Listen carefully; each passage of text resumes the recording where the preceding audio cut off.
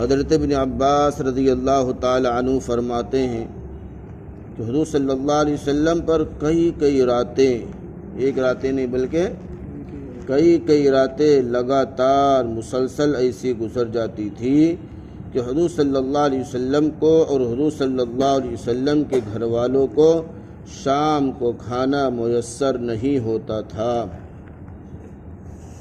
رات بھر سب کے سب فاقے سے گزار دیتے تھے اور جو کی روٹی پر حضور صلی اللہ علیہ وسلم کا گزارا تھا۔ حضرت سہل رضی اللہ تعالی عنہ سے کسی نے پوچھا کہ حضور صلی اللہ علیہ وسلم کا معمول چھنے ہوئے آٹے کی روٹی کھانے کا تھا۔ حضرت سہل رضی اللہ تعالی عنہ نے فرمایا حضور صلی اللہ علیہ وسلم نے وصال تک یعنی آخری سانس تک چھنے ہوئے آٹے کو دیکھا بھی نہ ہوگا۔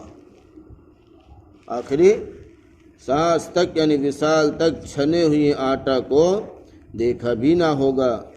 پھر اس نے پوچھا کیا حضور صلی اللہ علیہ وسلم کے زمانے میں آپ حضرات کے یہاں چھلنیاں نہیں ہوتی تھی؟ حضرت سہل رضی اللہ تعالی عنہ فرمایا کہ چھلنیوں کا دستور نہیں تھا۔ انہوں نے تعجب سے پوچھا کہ بغیر چھنے جو کے آٹے کو کیوں کر کھاتے تھے، کیسے کھاتے تھے؟ حضرت سہل رضی اللہ تعالی عنہ فرمایا آٹے کو حرکت دے کر اس میں پھونک مار دیا کرتے تھے جس سے موٹے موٹے تنکے اڑ جاتے تھے، باقی کو پکا کر کھا لیا کرتے تھے۔ فائدہ: آج گیہوں کی روٹی بغیر چھنے آٹے کے کھانا مشکل سمجھا جاتا ہے۔ یہ حضرات جو کہ آٹے کو روٹی بغیر چھنے نوش فرماتے تھے، وہ بھی پیٹ بھر کر نہ ملتی تھی۔ حضرت عائشہ صدیقہ رضی اللہ تعالی عنہا فرماتی جب میں پیٹ بھر کر کھانا کھاتی ہوں تو میرا رونے کو بے اختیار دل چاہتا ہے، میرا رونے کو بے اختیار دل چاہتا ہے، پس میں رونے لگتی ہوں۔ کسی نے عرض کیا کیا بات ہے؟ فرمانے لگی کہ مجھے حضور صلی اللہ علیہ وسلم کا زمانہ یاد آتا ہے، گوشت سے یا روٹی سے کبھی بھی حضور صلی اللہ علیہ وسلم کو وصال تک دن میں 2 مرتبہ پیٹ بھر کھانا تناول فرمانے کی نوبت ہی نہیں آئی۔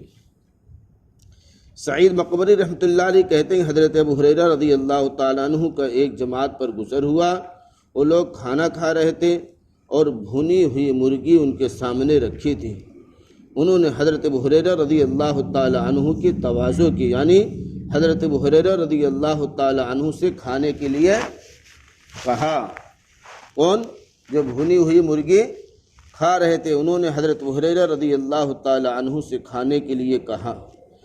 حضرت ابو ہریرہ رضی اللہ تعالی عنہ نے انکار فرما دیا اور یہ فرمایا حضور صلی اللہ علیہ وسلم اس حالت میں دنیا سے تشریف لے گئے کہ جو کی روٹی سے پیٹ بھرنے کی نوبت بھی نہیں آئی، میرا کس طرح دل چاہے کہ میں مرغ کھاؤں۔ حضرت ابو ہریرہ رضی اللہ تعالی عنہ کا ارشاد عام حالت کے اعتبار سے ورنہ مرغی کھانا حضور صلی اللہ علیہ وسلم سے بھی کیا ہے؟ ثابت ہے۔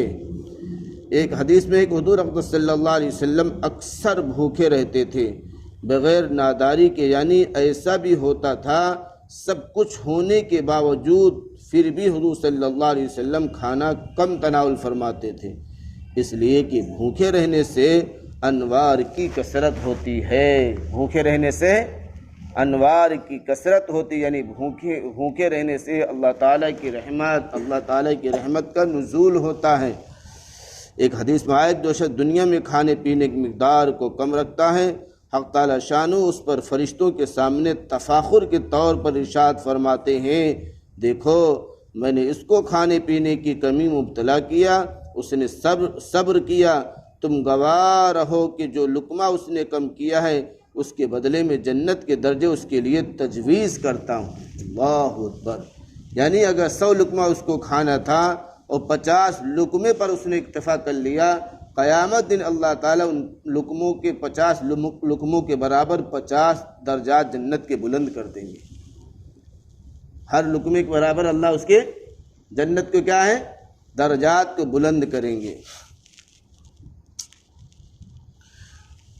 ایک حدیث میں آیا کہ جو شخص دنیا میں کھانے پینے کی مقدار کو کم رکھتا ہے، حق تعالیٰ شانہ اس پر فرشتوں کے سامنے تفاخر کے طور پر ارشاد فرماتے، تفاخر کے طور پر اس لیے ارشاد فرماتے ہیں کہ دیکھو یہ انسان بشر ہے، کھانے پینے کے لیے جو ہے کھانے پینے کے کھا سکتا ہے، پی سکتا ہے، میں نے اس کو کھانے پینے کے لیے بنایا ہے، خواہشات ہے، طبیعت ہے، سب کچھ ہے، لیکن تم کو تو فرشتے نہ کھاتے ہیں نہ پیتے ہیں، انسان کھاتا ہے پیتا ہے، لیکن پھر بھی جو ہے میرے لیے اس نے صبر کیا، اپنے کھانے کے لقموں کو کیا کیا، کم کیا، اس کے بدلے جنت کے درجے اس کے لیے تجویز کرتا ہوں۔ یہ بات ہرگز ملحوظ رکھنا چاہیے کہ اپنے اختیار سے اتنی کمی ہرگز نہ کرے جو صحت کو مضر ہو، ہاں اتنی کمی بھی نہ کرے کہ بندر اتنا کمزور ہو جائے، چلنا پھرنا دوبھر ہو جائے، گھر کی ضروریات اور عبادت میں کیا ہے نقصان ہونے لگے، اتنا کم بھی نہ کھائے،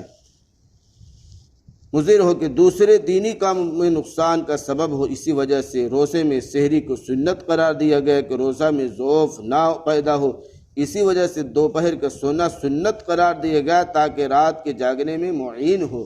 آج میں دوپہر میں اگر تھوڑا سو لیا، گھنٹہ 2 گھنٹہ آدھا گھنٹہ، تاکہ رات میں آرام کے ساتھ تہجد میں کیا کرے، اٹھ جائے۔ حضور صلی اللہ علیہ وسلم کا ارشاد ہے کوئی برتن بھرنے کے اعتبار سے پیٹ بھرے سے برا نہیں ہے، یعنی سب سے برا برتن وہ ہے جو پیٹ بھر کر کھایا جائے، یعنی جتنا پیٹ کا بھرنا برا ہے اتنا کسی برتن کا بھرنا برا نہیں ہے، چونکہ مجبوری ہی کھانا پڑتا ہی ہے، اس لیے 1/3 پیٹ کھانے کے لیے، 1/3 پینے کے لیے، 1/3 سانس لینے کے لیے چاہیے۔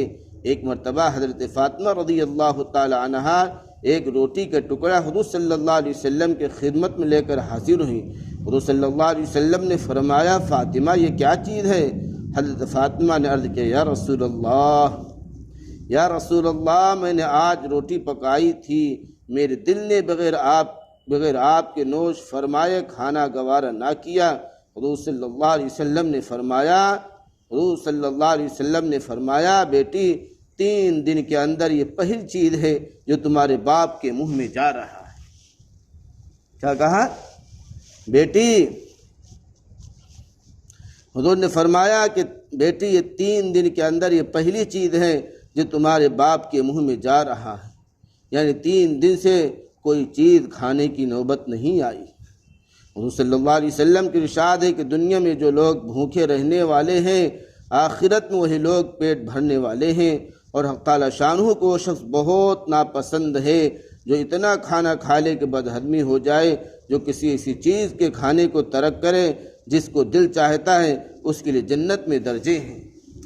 اس کے لیے میرا جی چاہ رہا میں یہ کھا لوں اس نے اس کو ترک کر دیا، اسی پیسے غریب اور یتیم کی مدد کر دیا، اللہ تعالیٰ اس کے بدلے جو ہے اس کو جنت کے درجات بلند کر دیں گے۔ اللہ تعالیٰ ہم سب کو عمل کی توفیق دے۔